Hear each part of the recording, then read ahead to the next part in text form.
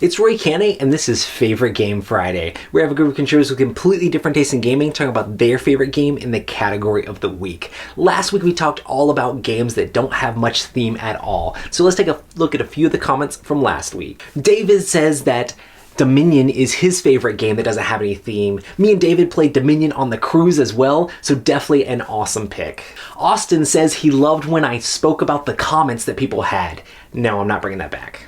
GG Kiss said Terra Mystica is their favorite themeless game. Terra Mystica is a game that a lot of people love, and it's a really good pick for themeless. Alright, Austin. Austin said that Onitama is their favorite themeless game.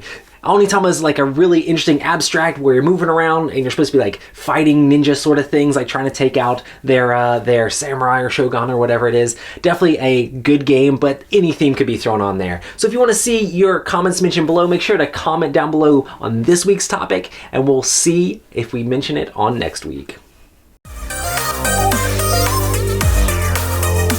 This week on Favorite Game Friday, it's all about programming games. What's a game where you get to slap down your different programs and take out those actions in the correct order? Make sure to leave in the comments down below your favorite programming game, and let's get to the contributors' clips. Our favorite programming games both take place on islands. La Isla and Spirit Island. I wouldn't call this a pure programming game, but Mombasa has some programming in it.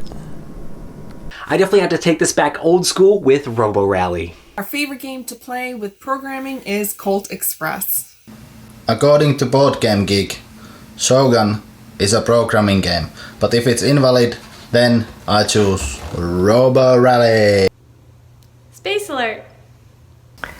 It's kind of hard to get off the shelf, but my favorite programming game, Mechs vs. Minions.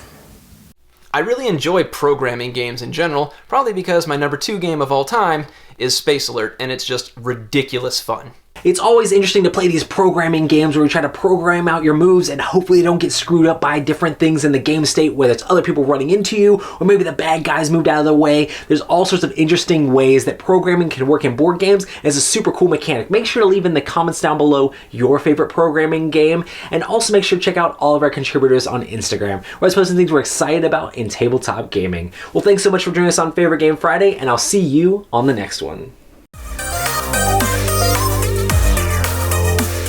Thanks so much for watching the Dice Tower videos. Find more great videos and reviews, as well as our top-rated audio podcast at Dicetower.com. You can also find other great shows at Dicetowernetwork.com. I'm Eric Summerer, and you've been watching The Dice Tower. The Dice Tower is sponsored by Cool Stuff Inc., where you can find great games for great prices.